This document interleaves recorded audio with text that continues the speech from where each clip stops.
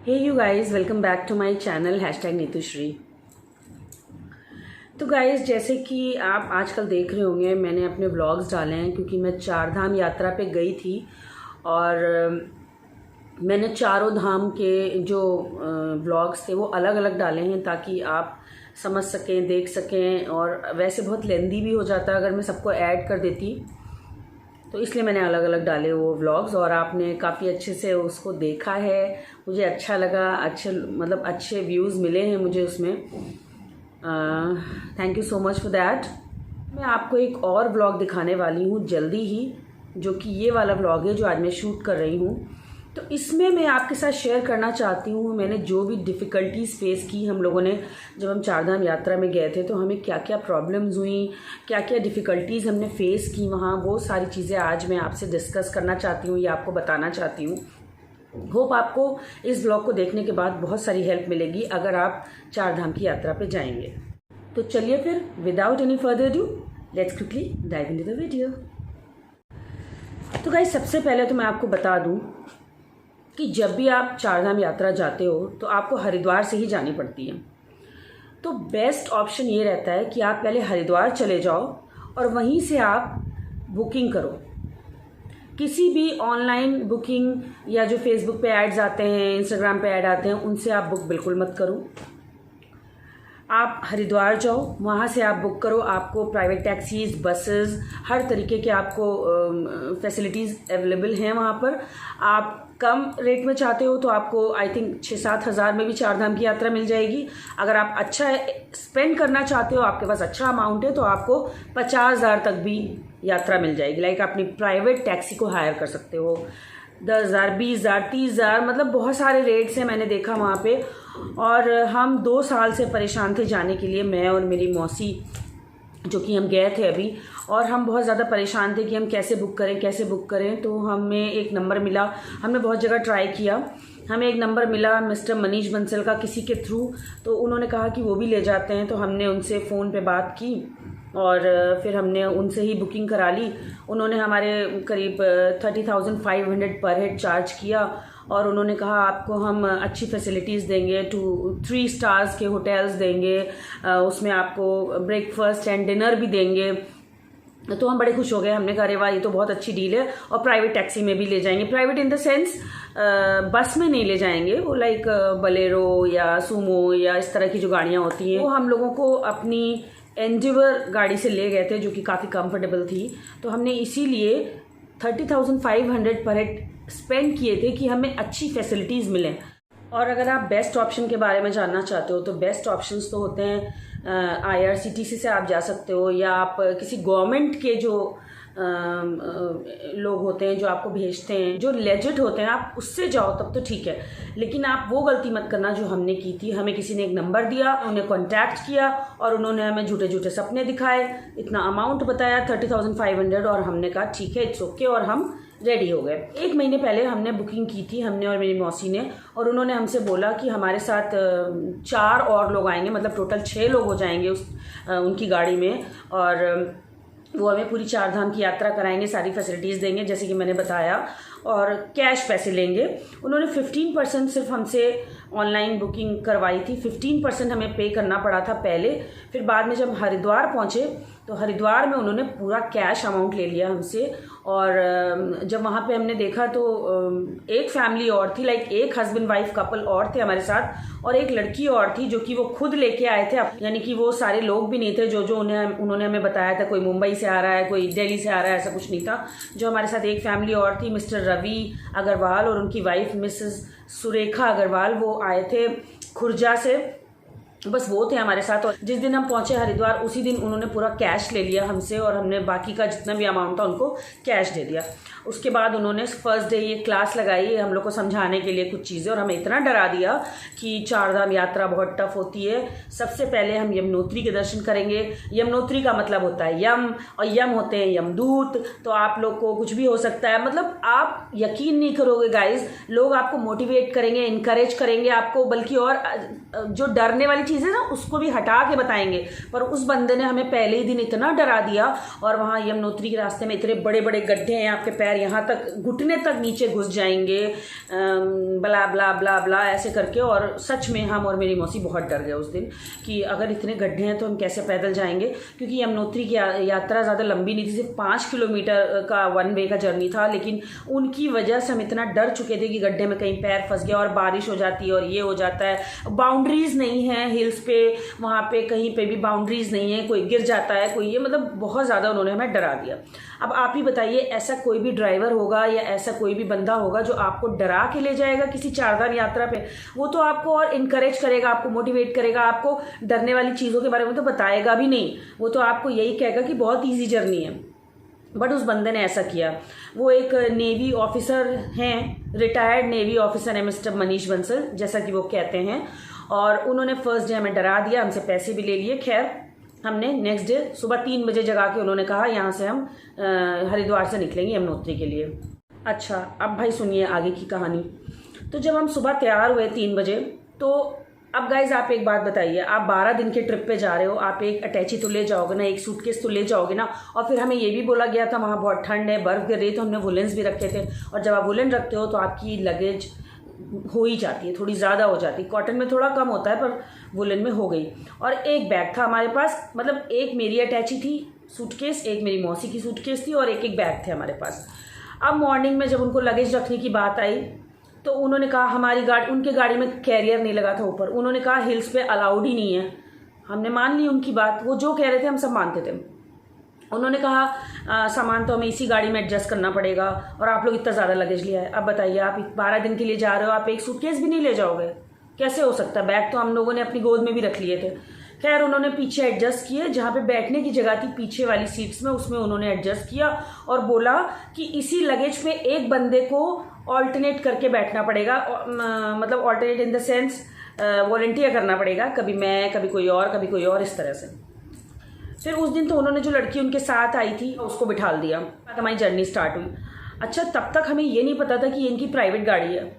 उन्होंने टैक्सी ही नहीं ली थी, वो कोई टैक्सी वाले नहीं थे, कोई उनका कोई कंपनी नहीं था, वो एक फेक बंदा था, फ्रॉड बंदा था जो अपनी पर्सनल गाड़ी में हमें ले जा रहा था। और हम इतने बेवकूफ़ थे, हमने तहकीकात भी नहीं की और हम उनकी गाड़ी में चले गए। हम भी और हमारे साथ जो एक कपल आया था खुर्जा से, मिस्टर रवि एंड उनकी वाइफ, वो भी चले गए। तो वो थोड़े सीनियर सिटीजन्स थे वो दोनों। हम लोग चले गए और हमें बिल्कुल भी नहीं पता था कि इनकी प्राइवेट कार है और इन्होंने हमसे पैसे ऐसे ले करके बस प्राइवेट कार में ये घुमा रहे हैं हमें और कब ये धोखा दे देंगे, हमें बिल्कुल भी आइडिया नहीं था। तो गाइस पहले हम यमुनोत्री गए। ट्रस्ट मी, कोई प्रॉब्लम नहीं हुई, हम लोग आराम से दर्शन करके आ गए। कोई थोड़ी छोटी मोटी दिक्कतें थी, जैसे उन्होंने डराया था वो कुछ भी नहीं था। वहाँ जाके पता चला यमुनोत्री मतलब होता है यमुना मैया। यमुना मैया का ओरिजिन वहाँ से होता है और उनका ही मंदिर है वहाँ पे। वो कोई यमदूत वाला यम नहीं था, वो यमुना जो नदी होती ना, रिवर, यमुना रिवर वाला यम था वो। यमुनोत्री मतलब यमुना रिवर जहाँ से आती हैं, जहाँ से उनका ओरिजिन होता है। वो एक माउंटेन है और वहाँ से वो निकलती हैं और वहीं पे उनका मंदिर है, वही दर्शन किए जाते हैं, उनका जल लाया जाता है एंड ऑल। अब बताइए, सबसे पहले तो उन्होंने ऐसे डरा दिया। खैर हमने यमुनोत्री के दर्शन कर लिए, फिर हमने कर लिए गंगोत्री के दर्शन। मतलब उन्होंने अभी 2 बार तक तो वो बहुत अच्छे से हमारे साथ बिहेव भी कर रहे थे। जब उन्होंने हमें गंगोत्री के दर्शन करा दिए उसके बाद उन्होंने हमसे झगड़ा करना शुरू कर दिया, क्योंकि वो कोई ड्राइवर नहीं थे, वो खुद ही ओनर थे अपनी कार के और वो झूठ बोल के तो आए थे, हमें अभी भी नहीं पता चला। जब नौबत यहाँ तक आ गई कि उन्होंने लिटरली, जो हमारे साथ मिस्टर रवि अग्रवाल थे, वो एक सीनियर सिटीजन थे, उनको मुक्का उनकी नाक पे ला के, मतलब उनको बस मारा ही नहीं था और इतनी जोर से चिल्ला के उनकी तरफ बढ़े। अंदर जब मनीष बंसल जब मिस्टर रवि को मारने दौड़ा ना, एक छोटी सी बात पे इतनी लड़ाई उसने की और वो उनको मारने दौड़ा कि हम लोग डर गए। और उसने ये भी कहना शुरू कर दिया कि आप लोगों ने हमें कोई पैसे नहीं दिए, क्योंकि हमारे पास कोई रिसिप्ट नहीं थी, हमने कैश पैसे दिए थे। तो मैं आपको ये सब इसलिए बता रही हूँ कि आप जब भी जाओ तो पहली बात तो ऑनलाइन पेमेंट करो या तो कोई रिसिप्ट ले लो। तो ये हमारी एक माइनस पॉइंट थी जो हम फंस गए थे। और उसने कहना शुरू किया आप लोगों ने कोई पैसे ही नहीं दिए और यहीं पे हम जर्नी को टर्मिनेट करते हैं।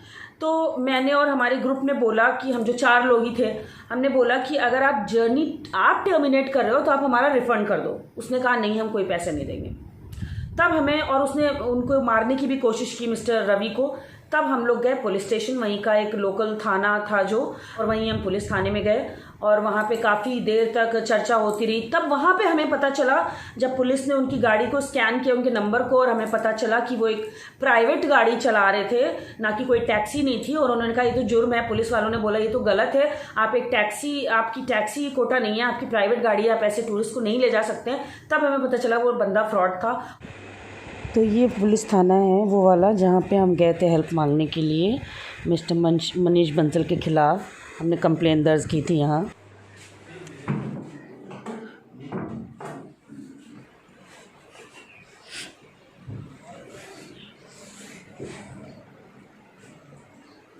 तो आपकी जब प्राइवेट गाड़ी है तो आप उसको टैक्सी में कैसे चला रहे हैं? नहीं, टैक्सी में तो है नहीं सर, ये तो शेयरिंग में हम लोग शेयरिंग में कहाँ है? मेरी फैमिली से 50,000 कितने दिए आपने? मेरी भी फैमिली से 50,000 इन्होंने 61,000। एक मिनट। तो ट्रैवल एजेंसी है, वो तो बिजनेस है सर हमारा। हमारी तो डिफेंस अकेडमी में पेमेंट तो उन्होंने किया ही नहीं। ना तो ये आपकी फैमिली से है सर, मेरी फैमिली से, मेरी फैमिली भी है, ना तो ये आपकी मेरी फैमिली भी है सर। मैं बोल रहा हूँ, ना तो ये आपकी फैमिली से है। हाँ जी, ठीक है। और ना जो है आपके कुछ ऐसे पहचान के ना कुछ है, ऐसा आप पैसेंजर लेके आए हैं तो नहीं ऐसे पैसे सर वो जो इनके साथ है वो इनकी फैमिली नहीं है, इनकी काम करने वाली है, वो फैमिली नहीं है, वो इनके। अच्छा ठीक है, नहीं सर हम यूट्यूबर, हम तो डालेंगे ये हमारे साथ जो हुआ है हम लोगों को बताएंगे नहीं। तो फिर गाइज पुलिस ने काफ़ी देर हम लोग को थाने में बैठाल के रखा। हम 4 लोग थे और वो मनीष बंसल था वहाँ पे। और उन्होंने पहले तो हमारा फेवर किया, पुलिस वालों ने कहा कि भाई आप इनका रिफ़ंड कर दो, आप नहीं ले जा सकते हो। उसके बाद पता नहीं क्या हुआ, पुलिस और वो मिस्टर मनीष बंसल बाहर चले गए, जो उनके मेन सीनियर ऑफिसर थे।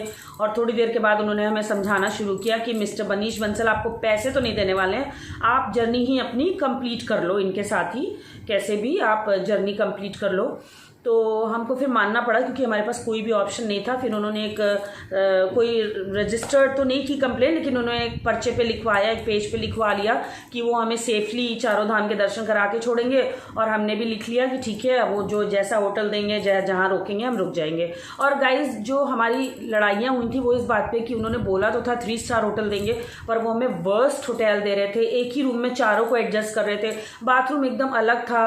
अब आप बताइए, हम और मेरी मौसी किसी पराए मर्द के साथ हमें रुकना पड़ रहा था वहाँ पे, जो कि हमें बिल्कुल नहीं अच्छा लगा। हालांकि वो सीनियर सिटीजन थे, वो बहुत अच्छे थे, उन्होंने मतलब ऐसा कुछ भी नहीं था, हमें कोई शिकायतें नहीं है उनसे। लेकिन फिर भी आप किसी को जानते नहीं हो और उनके साथ एक रूम में कैसे आप रह सकते हो? वो हस्बैंड वाइफ और हम और मेरी मौसी कैसे रहें, ये मतलब इश्यूज़ हो रहे थे। इन्हीं सब बातों पर वो मनीष बंसल से हम लोग का झगड़ा हो गया था कि हमें पर्सनल रूम चाहिए, यही सब चीज़ें थी इन्हीं सब के। खाना भी वो ज़्यादा अच्छा नहीं दे रहे थे, लेकिन हम लोगों ने उसके लिए कंप्लेन नहीं की। हमने कहा ठीक है, जो भी वो दे रहे हैं इट्स ओके।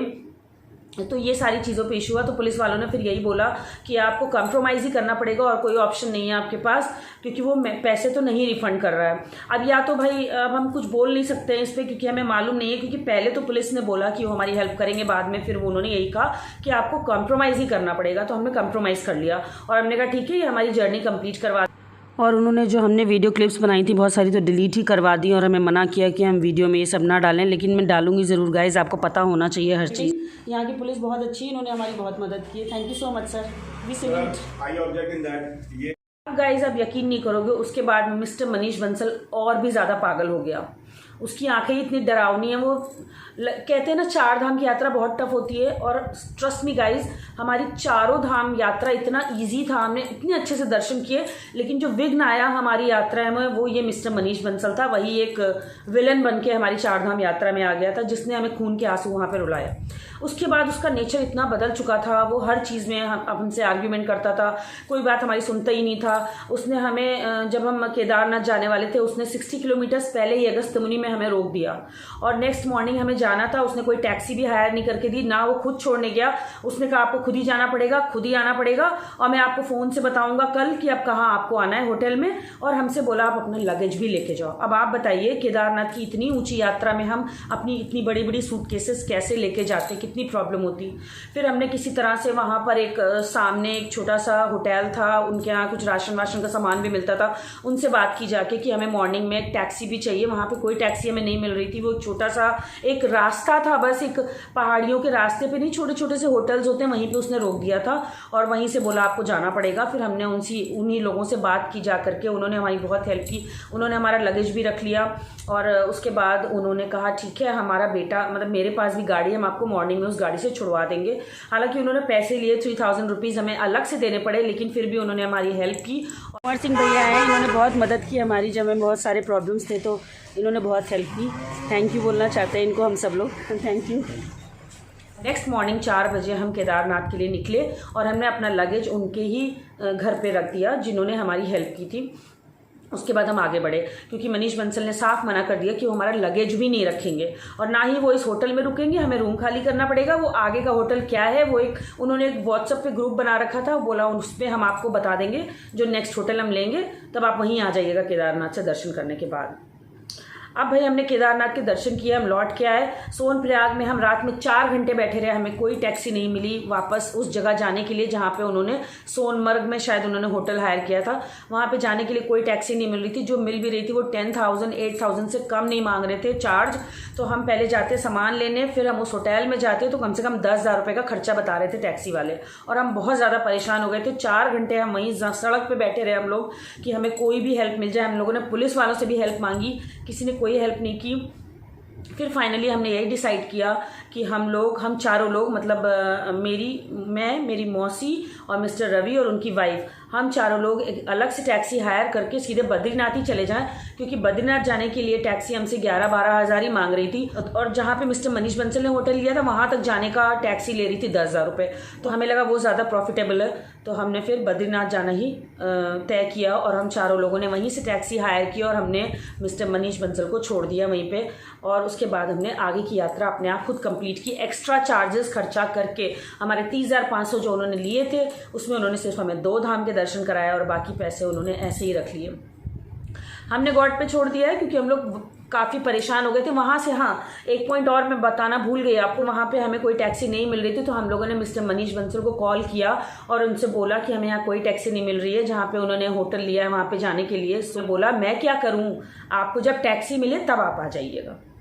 तो आप यकीन मानो हम 4 घंटे वहाँ बैठे रहे, फिर बारिश शुरू हो गई, रात का टाइम था और हम बहुत परेशान हो रहे थे, इसीलिए हमने फिर उसको ही छोड़ना, मिस्टर मनीष बंसल को ही छोड़ दिया और हम वहाँ से खुद ही हायर करके फिर बद्रीनाथ गए। आगे की जर्नी हमने ऐसे कंप्लीट की। जो हमारे डिफेंस के लोग हैं, हमारे आर्मी ऑफिसर्स, नेवी ऑफिसर्स, वो हमारी हेल्प करते हैं, हमारी रक्षा करते हैं। लेकिन ये पहला बंदा मुझे मिला, एक रिटायर्ड नेवी ऑफिसर, जिसने कि हमें इतना टॉर्चर किया, हमें इतना परेशान किया, हमें रुलाया कि मैं आपको बता नहीं सकती हूँ। ऐसा बंदा शायद ही कोई दूसरा होगा इस दुनिया में। मतलब मेरी ज़िंदगी में ऐसा इतना बुरा इंसान आज तक कभी नहीं आया। लेकिन गाइस, जो ये 4 धाम में ना पुलिस व्यवस्था बहुत बेकार है।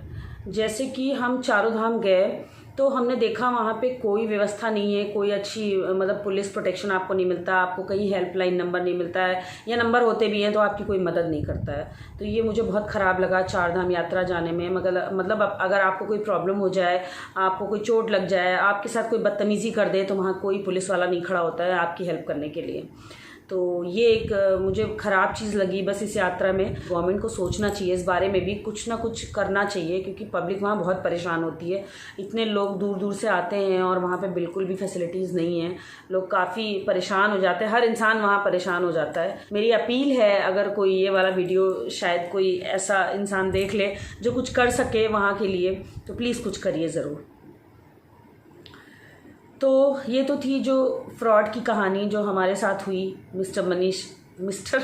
उसको मिस्टर क्यों बोल रही हूँ, मनीष बंसल, वो एक टाइप का विलन है, जैसे फिल्मों में विलन होते हैं ना, वैसे ही था यार। वो कितनी गंदी तरीके से बोलता था वो, मैं आपको बता नहीं सकती हूँ। चलिए खैर, छोड़ते हैं उसको। अब मैं आपको बताती हूँ कि जब जैसे आप सबसे पहले हमने यमुनोत्री के दर्शन किए, तो यमुनोत्री में जब आप दर्शन करेंगे तो कुछ चीज़ों का आप ध्यान रखिए। सबसे पहले तो आप जब भी 4 धाम यात्रा में जाइए तो रेनकोट और अम्ब्रेला ज़रूर ले जाइए अपने साथ, क्योंकि वहाँ कभी भी बारिश हो जाती है, ठीक है। दूसरी चीज़, आप कभी भी मई जून में मत जाओ, जब द्वार खुलते हैं तुरंत इतना रश होता है। इस टाइम इतना रश था वहाँ पे कि उसकी वजह से सारी अर्थव्यवस्था बेकार थी। शायद यही रीज़न था कि फैसिलिटीज़ नहीं अवेलेबल थी, हर चीज़ महंगी, सब लोग आपको बेवकूफ़ बनाएंगे वहाँ पे और आपको झूठ बोलेंगे। वहाँ के सारे मतलब जो घोड़े वाले, होटल वाले, सारे लोग इतना झूठ बोलते हैं ना कि आप सच में परेशान हो जाते हो। ठीक है। दूसरी चीज़, आप अगर जाना चाहते हो कभी भी चार धाम तो आप नवंबर में जाओ। अक्टूबर नवंबर में सीज़न नहीं होता है, उस टाइम मतलब भीड़ नहीं होती है, तो बहुत आराम से सब लोग कह रहे थे दर्शन हो जाते हैं, ज़्यादा महंगा भी नहीं होता है और ईज़िली सब कुछ हो जाता है। ये चॉपर का भी, हेलीकॉप्टर का भी टिकट आपको ईज़िली मिल जाता है। हमें तो मिल ही नहीं पाया था हेलीकॉप्टर का टिकट। बात करते हैं यमुनोत्री की। तो जब आप यमुनोत्री जाते हो तो वहाँ 5 किलोमीटर की वन वे जर्नी है। अगर आप पैदल जा सकते हो तो सबसे बेस्ट होता है। ठीक है। लेकिन जो लोग पैदल नहीं चल सकते हैं वो या तो घोड़ा कर सकते हैं या पालकी कर सकते हैं या पिट्ठू कर सकते हैं। एक बास्केट होती है पिट्ठू वाली जो अपने यहाँ पर रख कर वो अकेला इंसान लेके जाता है। वो भी बहुत दुखदाई लगता है मुझे यार, मुझे बहुत अच्छा नहीं लगता है। लाइक वो पूरा लोड आपका उठा कर ले जाते हैं और लाते हैं। तो हमने सोचा कि घोड़े जो होते हैं, घोड़े में ये प्रॉब्लम होती है कि वो फिसल जाते हैं घोड़े, क्योंकि वहाँ पे रोड्स अच्छी नहीं है, हिल्स हैं, जगह जगह पत्थर और ये, और बारिश हो जाती है, घोड़े पॉटी करते हैं तो उसी में किच किच हो जाती है बहुत ज़्यादा, जिसकी वजह से घोड़े स्लिप होते हैं। तो इसलिए घोड़ा सेफ़ नहीं है। पहला रीज़न तो सेफ़ नहीं है। दूसरा रीज़न, प्लीज़ आप घोड़े से ट्रैवल मत करना। हमने किया, हमने केदारनाथ में किया था, लेकिन हमें बहुत अफसोस हुआ। वहाँ पे ना वो लोग उसको, घोड़े को ना अच्छे से दवाइयाँ देते हैं, ना खाना खिलाते हैं, बस उनको खच्चरों को चलाते रहते हैं। ट्रस्ट मी, बहुत सारे घोड़े वहाँ पे मर रहे हैं। वो गिरा देते हैं, आप मतलब पब्लिक तो गिरती है, उन्हें तो चोट वोट लगी जाती है, साथ में घोड़े मर जाते हैं। जब हम केदारनाथ से लौट रहे थे तो 2 घोड़े मर गए थे वहाँ पर, और वहाँ पर कोई देखने वाला नहीं था। कोई, मैंने बताया जैसे कि कोई पुलिस वगैरह नहीं होती है, चाहे कोई एक्सीडेंट हो जाए, कुछ हो जाए और घोड़े ऐसे मर जाते हैं तो काफ़ी दुखदाई होता है। तो या तो आप पालकी से जाओ। तो जब हम यमुनोत्री गए तो हम पालकी से गए थे, तो पालकी थोड़ी महंगी पड़ती है, वहाँ का रेट है 8000 रुपीज़। तो मैं अब आपको ऐसी चीज़ें बताने जा रही हूँ जिसमें आप फंसिएगा नहीं, जहाँ हम फंस गए थे। तो क्या होता है, जब आप पालकी बुक करते हो तो वहाँ पर्ची कटती है गवर्नमेंट की, वो आपको 8000 रुपीज़ चार्ज करते हैं। लेकिन जो पालकी वाला आपसे झूठ बोलेगा, हमारा पालकी वाले का नाम था अल्ताफ़, जो एक अल्ताफ़ था, 3 और बंदे थे उसके साथ में। तो उन लोगों ने बोला जो टिकट की लाइन है वो बहुत लंबी है, आप जाओगी तो आपको बहुत देर लगेगा, हम जाएंगे तो हमसे जल्दी हो जाता है।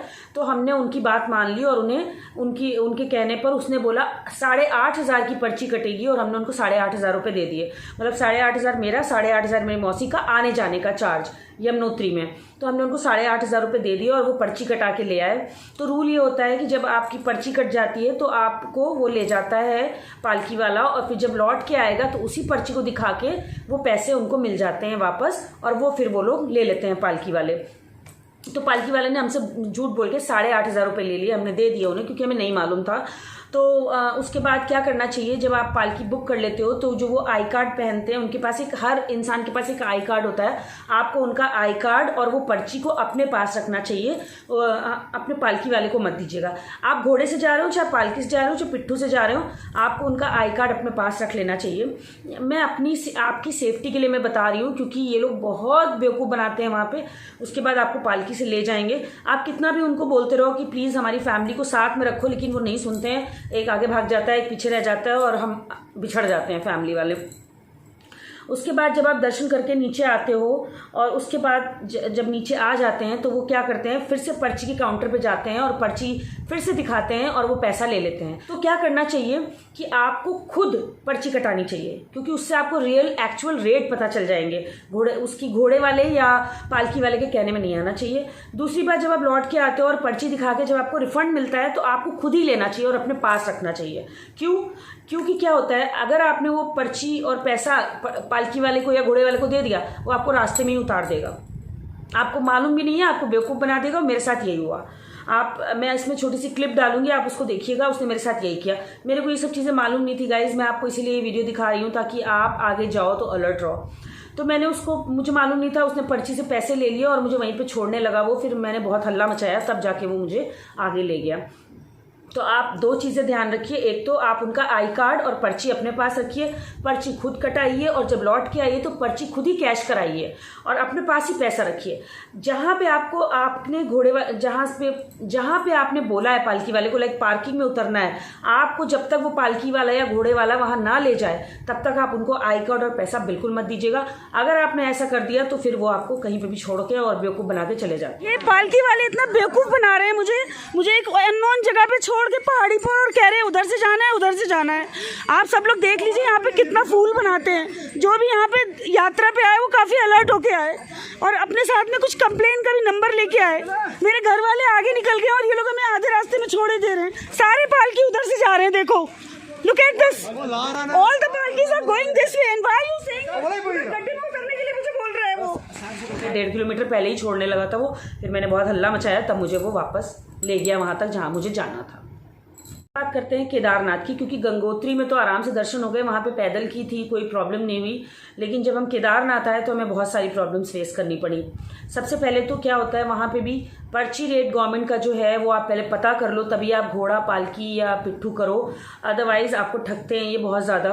अब उस दिन क्या हुआ, जब हम जा रहे थे तो वहाँ बारिश हो गई और पर्ची रेट जो उनका पर्ची रेट है 2950 रुपीज़ आई थिंक, मतलब 3000 के करीब है। लेकिन वो सारे घोड़े वाले मान ही नहीं रहे थे इतना लेने के लिए। कोई 10,000 मांग रहा था वन वे जर्नी का, कोई 6000, कोई 8000, बड़ी मुश्किल से हमें 5000 में घोड़ा मिला था एक तरफ की जर्नी का। पालकी तो मिली नहीं, पालकी के लिए आपको एक दिन पहले बुकिंग करनी पड़ती है। केदारनाथ की यात्रा में पालकी बहुत कम है, खाली मतलब पूरे रास्ते में मुझे सिर्फ 10 ही 12 पालकी दिखी होंगी, उससे ज़्यादा पालकी ही नहीं दिखी।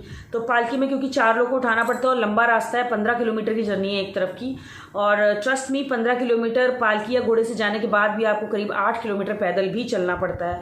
तो अगर आप पैदल चल सकते हो तो बहुत अच्छी बात है। और दूसरी चीज़, अगर आपको हेलीकॉप्टर मिल जाता है तब तो बहुत ही अच्छी बात है, आप हेलीकॉप्टर से दर्शन कर लो, बहुत इजी रहता है, बहुत कम चार्जेस भी हैं, 7,500 रुपये आने जाने का चार्ज है और वो बहुत मतलब अच्छा भी है, आपका टाइम भी बच जाता है उसमें। और अगर आप घोड़ा करना चाहते हो तो प्लीज़ मत करना, कि मैंने जैसे पहले बताया घोड़े बहुत मर रहे हैं वहाँ पे, क्योंकि उनकी बिल्कुल भी केयर नहीं हो रही है। जो घोड़ा मालिक है वो तो कमा रहा है, लेकिन घोड़े बेचारे भूखे और बीमार होके वो मर जा रहे हैं। तो आप या तो पैदल यात्रा करो, पालकी आपको मिलेगी नहीं, या पिट्ठू की यात्रा कर लो या हेलीकॉप्टर की यात्रा कर लो।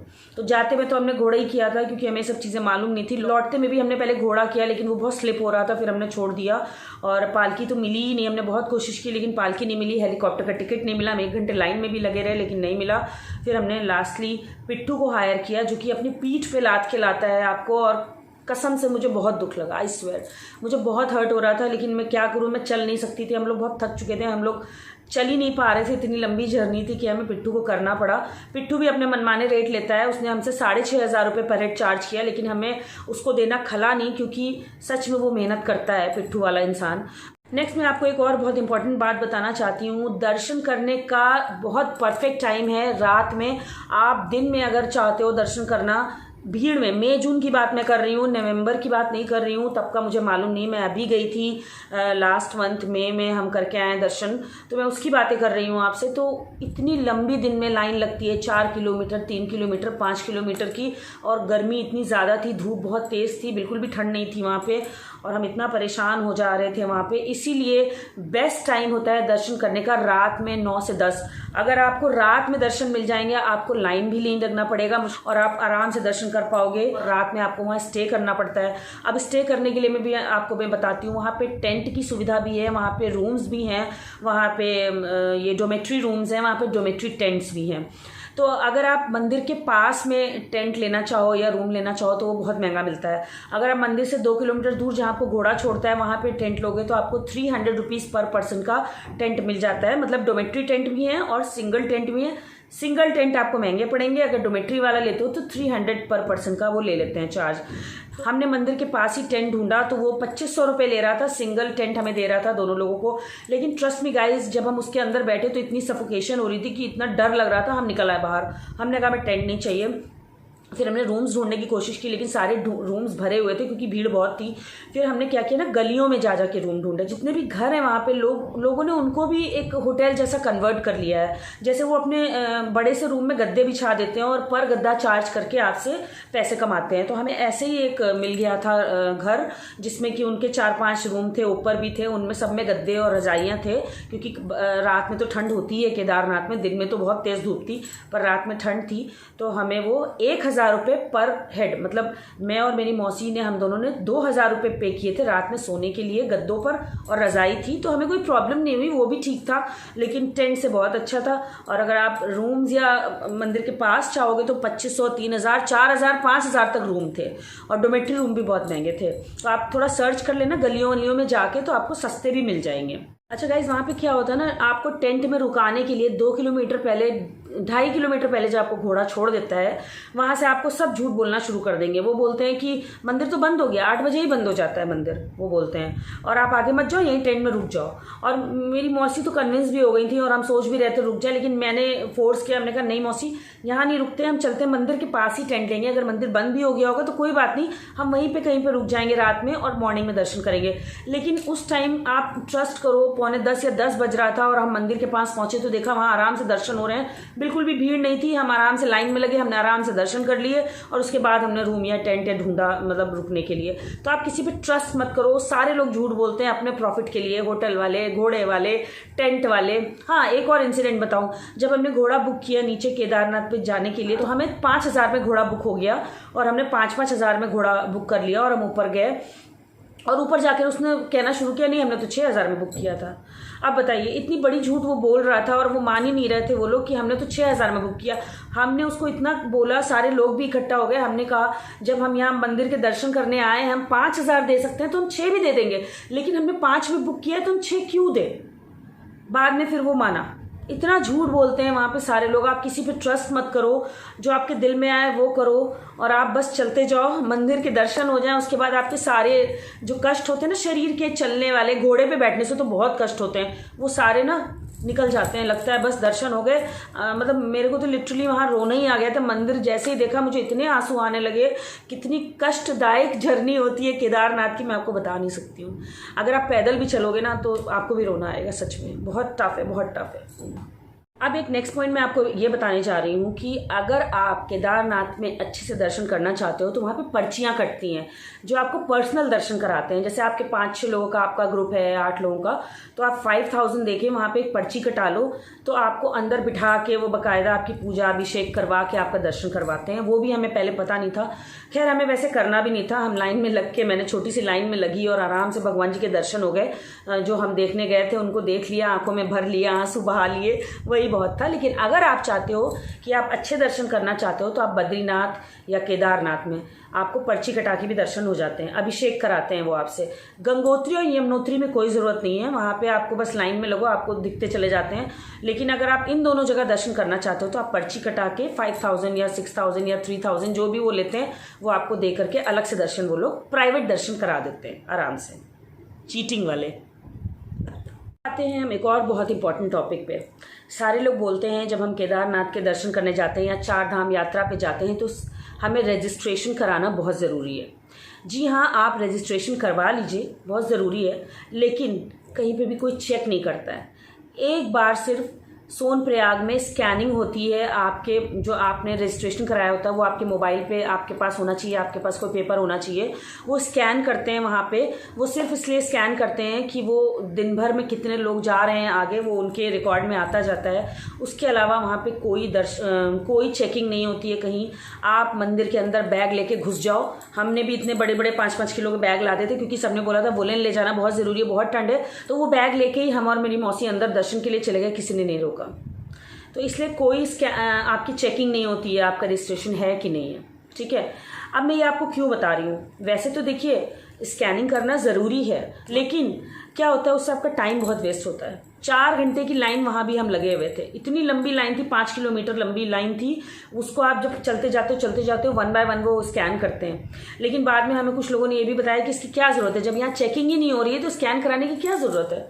तो अगर आप उस लाइन में ना लगते तो हमारा वो 4 घंटे का टाइम बच जाता और हम शायद दिन में ही पहुँच गए होते केदारनाथ। तो अब ये आप पे, अगर आप चाहो स्कैन कराना, आपको लगता है वैलिड है, तो आप प्लीज़ उस लाइन में लग जाना। अगर मैंने जैसे बताया कहीं कोई चेकिंग नहीं होती है रजिस्ट्रेशन की, तो आप अगर रजिस्ट्रेशन ना भी कराओ, आप स्कैनिंग ना भी कराओ, तो भी आपको दर्शन मिलेंगे। वहाँ पे कोई सुविधा नहीं है इस तरह की।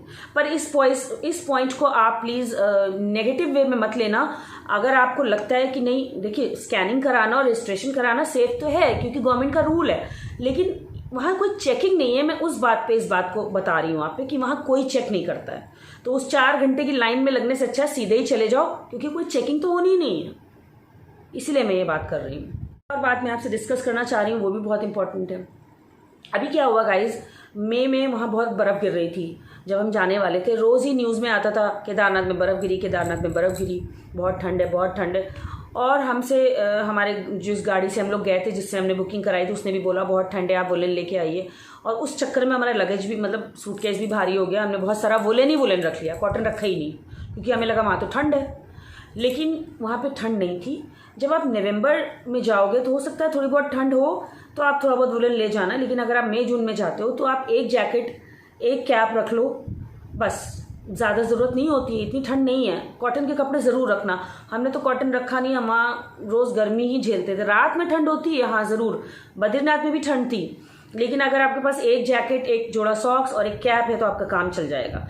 मोस्ट इंपॉर्टेंट थिंग जो आपको ले जानी है वो है रेनकोट। रेनकोट ज़रूर ले जाइए, क्योंकि बारिश कभी भी हो जाती है वहाँ पे। तो गाइस, ये सारी बातें थी जो मैं आपसे शेयर करना चाहती थी, मेरे दिल में थी। मैंने अपने व्लॉग्स में इनको बीच में नहीं डाला, क्योंकि फिर मेरा व्लॉग डिस्टर्ब हो जाता। मैंने सोचा मैं बाद में आपसे सारी चीज़ें शेयर करूँगी, जो जो डिफ़िकल्टीज़ हमने फेस की हैं। और हो सकता है इन चीज़ों को सुनने के बाद आपको थोड़ी बहुत हेल्प मिल जाए। अगर आप कभी जाओ चारधाम यात्रा पे तो आपको इन चीज़ों से मदद मिल सकती है, इसलिए मैंने ये वीडियो डालना ज़रूरी समझा। होप आपको मेरा वीडियो ज़रूर पसंद आया होगा। गाइज, ये मेरे पर्सनल एक्सपीरियंसेस थे जो मैंने आपके साथ शेयर किए हैं। मैं कुछ ऐसा क्लेम नहीं कर रही हूँ कि मतलब आपके साथ भी ऐसा ही होगा। भगवान ना करे जैसा हमें मनीष बंसल मिल गया वैसा किसी को भी मिले। सबकी जर्नी अच्छी हो। दर्शन तो हमारे बहुत अच्छे हुए। Thank you God, I am so blessed कि हमें इतनी कम उम्र में चारधाम यात्रा करने का सौभाग्य प्राप्त हुआ। सारा थैंक्स और सारा क्रेडिट जाता है मेरी मौसी को, क्योंकि उनकी ही वजह से मैं गई थी। वो 2 साल से जाने के लिए बहुत परेशान थी और घर वाले हमारे जाना नहीं चाहते थे, तो मैंने कहा चलो मौसी मैं आपके साथ चलूँगी। और थैंक्स टू मौसी कि उनकी वजह से मुझे भी दर्शन मिल गए। मेरा भाग्य था और उनका वो ज़रिया थी। अगर वो इतना फोर्स नहीं करती तो शायद मैं कभी भी चारधाम की प्लानिंग नहीं करती, क्योंकि मेरे हस्बैंड जाने को तैयार नहीं थे। Thank you so much, Mosi, and thank you so much, God. You guys, love you all. Bye bye.